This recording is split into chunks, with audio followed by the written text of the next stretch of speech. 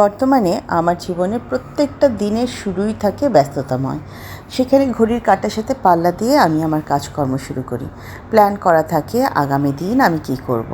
আর সেই প্ল্যানে যখন খুব পরিবর্তন আসে তখন মাঝে মাঝে এত বিরক্ত লাগে, এত হেল্পলেস লাগে। কিন্তু সেগুলোকে কাটিয়ে উঠে আমার মতন একজন গৃহিণী যখন আবারও তার নিজের ছন্দে ফিরে আসে, কাজের ছন্দে ফিরে আসে, তখন কিন্তু মনে হয় আচ্ছা, যা হয়েছে ভালোর জন্যই হয়েছে। আসসালামু আলাইকুম, কেমন আছেন সবাই? টেস্ট অ্যান্ড টেলস উইথ সালমার একটি নতুন পর্বে আপনাদের সবাইকে অনেক অনেক আমন্ত্রণ জানাই। আশা করছি কাছে দূরে যে যেখান থেকে আমার আজকের ভিডিওটি দেখছেন সবাই অনেক বেশি ভালো আছেন। আলহামদুলিল্লাহ, আল্লাহর রহমত আপনাদের সবার দোয়ায় আমিও আমার পরিবার অনেক ভালো আছি। শুক্রবার রিল্যাক্সের দিনটা আমার কিভাবে যে এত ব্যস্ততায় কাটলো সেটাই আজ আপনাদের মাঝে তুলে ধরেছি। আসলে আমাদের প্ল্যানিং থাকে একরকম, মাঝে মাঝে কাজের চাপে হয়ে যায় অন্য রকম, কিন্তু প্রত্যেকটা কাজই জীবনে ইম্পর্ট্যান্ট। এটা না করলেই নয়, এরকমভাবেই আমাদের জীবনে আসে। আর আমি কখনোই আমার জীবনে আসা কোনো কাজ কিংবা কোনো দায়িত্ববোধ থেকে একটুও পালিয়ে বেড়াই না। আমি মনে করি এটা আল্লাহর তরফ থেকে আমার উপর এসে পড়তেছে। তো যাই হোক, আপনাদের সাথে কথা বলতে বলতে সকালে নাস্তাটা রেডি করে ডাক্তার সাহেবকে দিয়ে দিচ্ছি। উনি এটা খেয়ে হসপিটালে চলে যাবে, তারপর শুরু হবে আমার বিভিন্ন রকমের কাজ। আজকাল ভীষণভাবে ছাদটাকে মিস করছি। আমি আমার টবগুলো ছাদে দিয়েছি, কিন্তু অনেক দিন হলো বৃষ্টি বাদল এইসব কারণে উপরে ছাদে যাওয়া হয়নি। আজকে ছাদে এসে তো চোখ ছানা ভরা, এত সুন্দর সুন্দর ফুল, এত সুন্দর রেইন লিলি। না বাবা, এগুলো একটাও আমার না, অন্য কারো বাসার হবে, কিন্তু এত সুন্দরভাবে ফুটে বাতাসে দোল খাচ্ছে, দেখতে তো খুব ভালো লাগছে। আপনাদের কেমন লাগছে বলুন তো? আমি ভেবেছিলাম আজকে দিনটায় কিছু পর্দা খুলবো, সুন্দর করে, যেহেতু বাতাস বইছে, রোদ আছে, কাজেই খুব সুন্দর করে সেগুলোকে ধুয়ে ছাদে শুকা দিয়ে দিব। আরও প্ল্যানিং ছিল, সোফার কভারটা আমি রোজার সময় খুলেছি, সেটাকে আর লাগানো হয়নি, সোফার কভারটা লাগাবো। আরও প্ল্যানিংয়ের ছিল অন্য অনেক কাজ, কিন্তু একটু পরই একটা ফোন এসেছে। ফোনটা এসেছে আমার এসিগুলোকে পরিষ্কার করবার জন্য। আমি এসি কিনেছি প্রায় 1.5 বছর, তো 2 বছর, প্রায় 2 বছর। তো এখন পর্যন্ত এসি সার্ভিসিং করানো হয়নি। তো এবার ভাবছি ইনডোর আউটডোর দুটোই পরিষ্কার করিয়ে নিব, আর সেজন্যই এসির লোককে খবর দেওয়া হয়েছে। ছাদের বাগানের সৌন্দর্য তুলে ধরবো কি, এক দৌড়ে বাসায় চলে এসেছি। কারণ এসির লোকজন কাজ করলে সে সময় যে বাসাবাড়ির কী একটা বাজে অবস্থা হয় সেটা আর বলবার মতো নয়। আমি এসে আগে আমার সমস্ত জিনিস সরিয়েছি, আমি যতটুকু সম্ভব পরিষ্কার রাখার জন্য সব কিছু ব্যবস্থা করেছি। প্রথমে মেয়েদের রুমের এসিটা পরিষ্কার করা হচ্ছে, এই যে লোকটা এখানে সব পরিষ্কার করছে, আরেকজন ধুয়ে এনে এই পাশে রেখেছে। আচ্ছা, আমি যখন এসিটা লাগাই অনেকে আমাকে বলেছিল, আপু তুমি এটা ইনভার্টার কিনেছো নাকি নন ইনভার্টার? তো আমি আজকে যখন এটা ভালো করে ধুয়ে হাতের কাছে আসলো, এখানে দেখলাম এটা হচ্ছে ওয়াইফাই ইনভার্টার। বাবারে বাবা, আমার এসিতে যে আবার ওয়াইফাই ইনভার্টার আছে, এত কিছু কিন্তু আমি জানিও না, বুঝিও না। আমি অবশ্য একটু কম বোঝা মানুষ। আর আমার এই এসিটার ব্যাপারে আগে প্রথম দিকে যে প্রশ্নটা আসতো যে আপু এটা কত টন, আমার এটা 1.5 টনের দুটো এসি কিনেছি আমি, আমার রুমেরটাও 1.5 টন, আমার মেয়েদের রুমেরটাও 1.5 টন।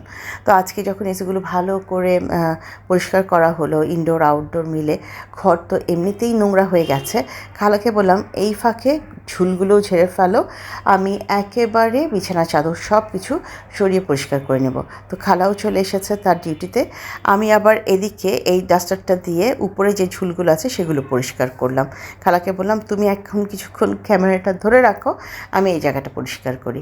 আর তাছাড়াও লোকগুলো তো খুব সুন্দর করে এসির সামনের ভেতরে সব পরিষ্কার করেছে। এদিকে আমাদের দর্শকও কিন্তু চলে এসেছে যে কি করছে এরা সেটা দেখতে।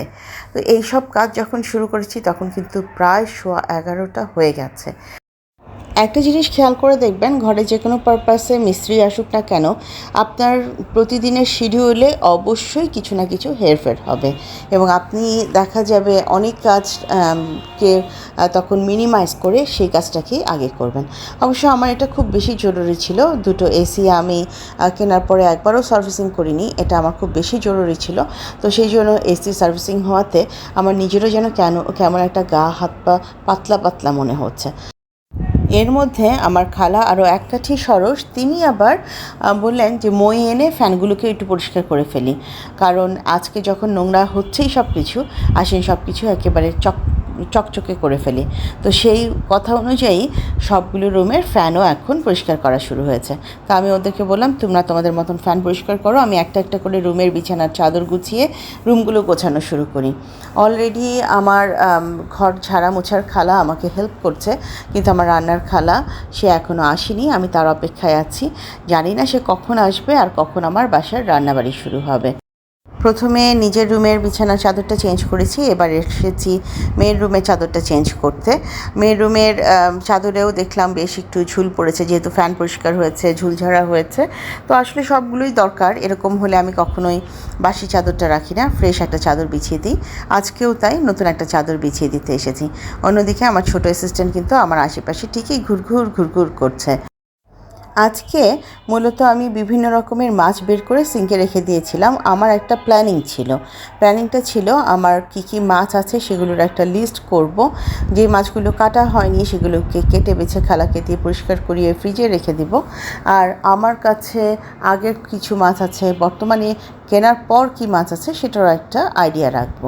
তো সেই হিসাবে সকাল সকাল মাছগুলো বের করে দিয়েছি, কিন্তু এর মধ্যেই মিস্ত্রি চলে এসেছে, সেই জন্য খানিকটা প্ল্যানে রদবদল করেছি।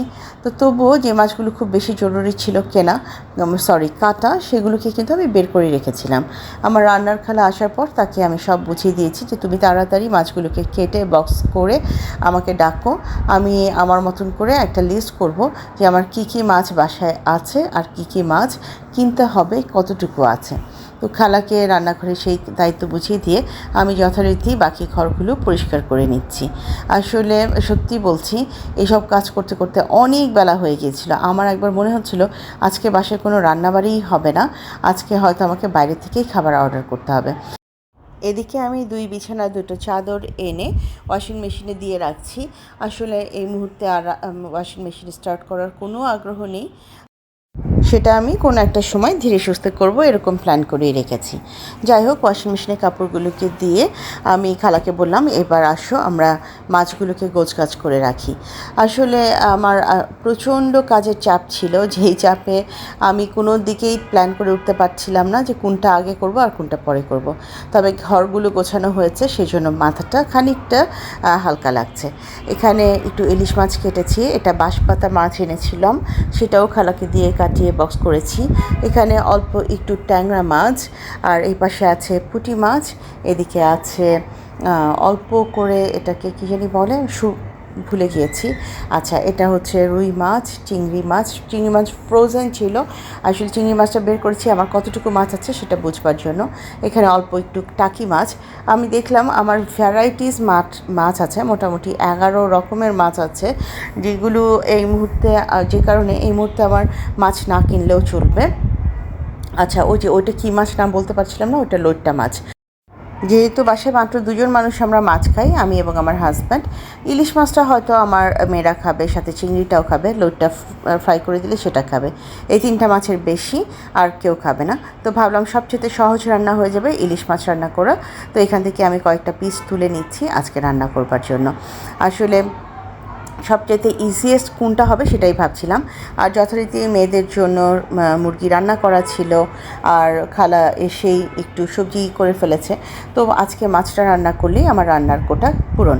তো সেই জন্য ভাবলাম যে বাকি সব মাছ ফ্রিজে তুলে রেখে ইলিশ মাছটাই রান্না করব। প্রত্যেকটা শুক্রবারেই আমার কিছু প্ল্যান থাকে কিছু না কিছু বাজার করবার। কখনো আমি মাছ বাজার করি, কখনো আমি গ্রসারি বাজার করি, কখনো আবার সাহেবকে নিয়ে সংসারের প্রয়োজনীয় কোনো কিছু কেনার থাকলে সেগুলো কিনি। তো এই শুক্রবারে সাহেবকে আমি একাই পাঠিয়ে দিয়েছিলাম মাছের বাজারে। তো সে কিছু মাছ নিয়ে এসেছে, আগের কিছু মাছ ছিল, সব কিছু মিলে খালাকে দিয়েই মাছের অংশটা আজকে গোছগাছ করিয়েছি। আর এখন যখন রান্না করছি তখন কিন্তু প্রায় 2টো বেজে গেছে। সাহেব চলে গিয়েছে শুক্রবার জুমার নামাজে, মেয়েরা অলরেডি গোসল টোসল করা শেষ। তো আমারই যত দেরি হয়ে যাচ্ছে, যত চেষ্টা করছি সময়ের সাথে তাল মিলিয়ে তাড়াতাড়ি টেবিলটা রেডি করতে, ততই যেন আরও হিমশিম খেয়ে যাচ্ছিলাম। যেহেতু আজকে সাহেব বাসায় আছে, তাই সাহেবের পছন্দের ডাঁটা দিয়েই আমি ইলিশ মাছটা রান্না করেছি। শুধু এভাবে ভুনা করে খেতেও কিন্তু আমি ভীষণ পছন্দ করি, আমার বাসার লোকজনও পছন্দ করে। কিন্তু আজকাল সাহেবের যেহেতু ডাঁটার প্রেম বেড়ে গিয়েছে, তো সেই জন্য তাকে একটু খুশি করে দেওয়ার জন্য আমি ডাঁটা দিয়েই ইলিশ মাছটা রান্না করেছি। যখনই রান্নাটা করছিলাম অলরেডি কিন্তু আমার সাহেব জুম্মার নামাজে গিয়েছে। আমি আমাদের বাসার একজন ভাবি, এই বিল্ডিংয়েই থাকেন, একজন ভাবির সাথে কথা হচ্ছিল। তিনি আমাকে বারবার বলছিলেন, ভাবি চলেন আগামী সপ্তাহে আমরা একটা মসজিদে নামাজে যাব। মসজিদটা আমার বাসা থেকে কাছেই, ধানমন্ডিতে। খুব সুন্দর একটা মসজিদ। তো তখন থেকেই মাথার মধ্যে আইডিয়াটা ঘুরঘুর করছে যে আগামী শুক্রবার যদি সত্যিই আমার মসজিদে নামাজ পড়তে যাওয়া হয়, তাহলে অবশ্যই সেটা আপনাদের সাথে শেয়ার করব। আর আমার নিজেরও অনেক দিন থেকে ইচ্ছে আছে যে মসজিদে একটু নামাজে যাব। খাবার দাবার শেষ করে রেস্ট নিচ্ছিলাম, সেই সময় একটা পার্সেল এসেছে। পার্সেলটা আমার প্রয়োজনের জিনিস, আর সেটা হচ্ছে এই যে হেজাব। এখানে আমি 5 রঙের 5টা হেজাব অর্ডার করেছিলাম একটা পেজ থেকে। মাশাআল্লাহ, হেজাবগুলো কিন্তু খুব সুন্দর, কাপড়টাও খুব ভালো। অলরেডি আমার ছোটো মেয়ে এবং আমরা দুজনেই ব্যবহার করছি। না, আমার মেয়েরা এখনও সেভাবে হেজাবই হয়ে ওঠেনি, তারা এটা খানিকটা ওনার মতন করে ব্যবহার করছে। বাট আমি যেহেতু হেজাব করি, তো আমার কাছে তো এটা অবশ্যই একটা খুব পছন্দের জিনিস। কাপড়ের কোয়ালিটি খুবই ভালো ছিল, কালারগুলো একদম ঠিকঠাক মতন দিয়েছে। তো আমি এখানে যখন এগুলো ওপেন করছি, আরেকজন তার লেজ একদম ছেড়ে দিয়ে আমার পাশে বসে বসে সেও দেখছে যে এখানে কী এসেছে। আমার চিন্তাভাবনা আছে এই পেজ থেকে আমি আরও 5টা হিজাব আরও 5 কালারে নিব। কারণ আমার মেয়েরা আসলে টপস পরে কিংবা ওরা যে কুর্তিগুলো পরে সেগুলোর সাথে তো ওড়না সেভাবে বাজার থেকে কেনা হয় না। তো ওরা এই হিজাবগুলোকেই ওড়নার মতন করে ব্যবহার করে, কখনো মাথায় ঘুমটা দেয়, কখনো ওদের মতন করে ওরা ব্যবহার করে। তো আমি আরও 5টা অর্ডার করেছি, ইনশাল্লাহ সেগুলো আসলে সেগুলো একসময় দেখিয়ে দেব। এটা একদম সন্ধ্যার পরের একটা অংশ। সারাদিন এত টায়ার্ড ছিলাম যে খাবার দাবারের পর একদম একটা ভাত ঘুম দিয়েছিলাম। ঘুম থেকে উঠে মনে হলো রাত্রেবেলা আর একটু ইচ্ছে করছে না আবারও ভাত খাবো কিংবা কিছু করব। বাচ্চারাও বলছে মা একটু নাস্তা কিছু দাও। তো ভাবলাম একটু নুডলস করে ফেলি। আসলে আমি এখানে স্প্যাগেটিটাই নিয়েছি, আর সাথে কিছু আবার মিটবলও আমি এখানে একসাথে সিদ্ধ করে নিয়েছি, কারণ আমার মিটবলগুলো ফ্রোজেন ছিল। আর আজকে আমার সেই গিফট পাওয়া ফ্রাই প্যানে প্রথমবারের মতন এই স্প্যাগেটিটা রান্না হচ্ছে। আমি তো খুবই খুশি। সত্যি বলতে সারাদিনের কাজের ধকল, টায়ার্ডনেস এক নিমিষে গায়েব হয়ে গেছে যখন এই প্যানটাতে আমি রান্না শুরু করেছি। তো এখানে আমি খানিকটা আগে পেঁয়াজ কুচি, রসুন কুচি এবং কাঁচামরিচ কুচি দিয়ে হালকা করে ভেজে নিয়ে তারপর যেভাবে রান্না হয়, আসলে আমি এখানে কোনো রান্নার রেসিপি সেভাবে শেয়ার করছি না, কারণ আমি জানি আমার আপু ভাইয়ারা আলহামদুলিল্লাহ আমার থেকে অনেক ভালো রান্না জানেন। বরং রান্নার ক্ষেত্রে আমি আপনাদেরটাই অনেক কিছু ফলো করি, অনেক আইডিয়া নিয়ে আমার নিজের রান্নায় অ্যাপ্লাই করি। আচ্ছা, এখানে রান্না করতে করতে আমি আপুদের কাছে কিছু কথা বলতে চাই। আমাকে আজকাল অনেকেই নতুন করে দেখছেন, অনেকেই আমার কাছে আসছেন। তো আপুরা যারা আমার ভিডিওটি দেখছেন, আমি আপনাদেরকে পরিপূর্ণ বিশ্বাস করি। প্লিজ ভিডিওর কমেন্ট সেকশনে কখনোই ভিডিওর টাইমিংটা আপনারা উল্লেখ করবেন না, এটা একটা স্প্যাম কমেন্ট। তো এটা করা আসলে উচিত না। আবার অনেকেই বলেন যে পাশে আছি, পাশে থেকো, আমরা তোমার পরিবারে আসলাম, তুমি আমার পরিবারে এসো। জি অবশ্যই, আপনি আমাকে দেখতে থাকুন। আমাকে দেখতে দেখতে যদি আপনার ভালো লাগে, আমি যদি আপনাকে নিয়মিত আমার পাশে পাই, অবশ্যই আমি আপনার পাশে যাব। এটা যেন স্বার্থের না হয়, এটা যেন বন্ধুত্বের হয়, সেটুকু আমি আগে অবজার্ভ করব, তারপরেই আমি আপনার পাশে যাব। আচ্ছা, অনেকেই আবার কমেন্ট সেকশনে লিখেন আমি এত নাম্বার লাইক দিয়ে দেখছি। আমার আজকে আসলে এটুকুই অনুরোধ যে আপনারা কোনো নাম্বার মেনশন করবেন না, সেটা টাইমিংয়ের হোক, লাইকের হোক, কোনো নাম্বার মেনশন করবেন না। আপনি আপনার মতন আমার ভিডিওটি দেখে আপনার পছন্দ মতন ভিডিও রিলেটেড একটা কমেন্ট করে যান, তাতে কোনো সমস্যা নেই। আমি না আসলে কাউকে অবিশ্বাস করি না, কারণ আপনাদের কারণেই আমি আজ এই পর্যন্ত এসেছি এবং এগিয়ে যাচ্ছি। আপনারা আমার পাশে না থাকলে আমি এতদূর আসতে পারতাম না। কাজেই কখনোই আমার কাছে এসে সেই পরীক্ষা দিতে হবে না যে আপনি লাইক করেছেন কিংবা আপনি পুরো ভিডিও জুড়ে ছিলেন। আমি উপর আল্লাহর উপর সমস্ত কিছু ছেড়ে দিয়ে আপনাদেরকে সবাইকে অনেক অনেক বিশ্বাস করি, এবং আমিও আমার জায়গায় বিশ্বস্ত থাকার জন্য আপ্রাণ চেষ্টা করি। তো আমি সবসময় সবসময় চেষ্টা করি আপনাদের ভিডিওতে গিয়ে প্রথমেই লাইকটা দিতে এবং একটা কমেন্ট করতে যে আমি আছি আপনার সাথে। হয়তো কমেন্টটা সবসময় ভিডিও রিলেটেড হয় না, গদবাঁধা কমেন্ট হয়, কিন্তু এটুকু বিশ্বাস করবেন যে আমি যদি আপনার ভিডিওতে যাই তার মানে আমি আপনার পুরো ভিডিওটা ওয়াচ করে এসেছি। সেটা 20 মিনিট হোক, 22 মিনিট হোক, 25 মিনিট হোক, যাই হোক না কেন আমি আপনার পুরো ভিডিওটা জুড়েই থাকবো। যাই হোক, আপনাদের সাথে কথা বলতে বলতে আমার কিন্তু এখানে স্প্যাগেটি রান্নাটা কিন্তু প্রায় শেষের দিকে। তো আমি এটাকে এখন প্লেটিং করে নিব এবং আজকে এই পর্যায়ে থেকে আমি আপনাদের সবার কাছ থেকে বিদায় চাইব। আমার নতুন বন্ধু, পুরনো বন্ধু যে যেখান থেকে আমার আজকের ভিডিওটি দেখলেন, ভিডিওর কোনো একটি অংশ যদি ভালো লেগে যায় কাইন্ডলি লাইক, কমেন্ট, শেয়ার এবং সাবস্ক্রাইব করে আমাকে এগিয়ে যেতে সাহায্য করবেন। যারা প্রথমবারের মতন ভিডিওটি দেখলেন, ভিডিওটি ভালো লেগে গেলে অবশ্যই আমার পাশে থাকবেন। আমিও চেষ্টা করছি নতুন বন্ধুদের কাছে পৌঁছে যেতে। আমাকে 2-3 দিন সময় দিতে হবে, আমি আপনাদেরকে অবশ্যই সেটা আবার রিপ্লাই করব। তো এদিকে আমার স্প্যাগেটি রান্নাটা শেষ, আমি এখন প্লেটিং করে নিচ্ছি। আপনারাও সবাই চলে আসুন, একসাথে না হয় বিকেলে নাস্তাটা খাওয়া যাবে। আজ এই পর্যায়ে থেকে আমি আপনাদের সবার কাছ থেকে বিদায় চাইছি। ইনশাল্লাহ দেখা হবে আরও একটি নতুন পর্বে। সে পর্যন্ত সবাই অনেক বেশি ভালো থাকবেন। আল্লাহ হাফেজ এবং আসসালামু আলাইকুম।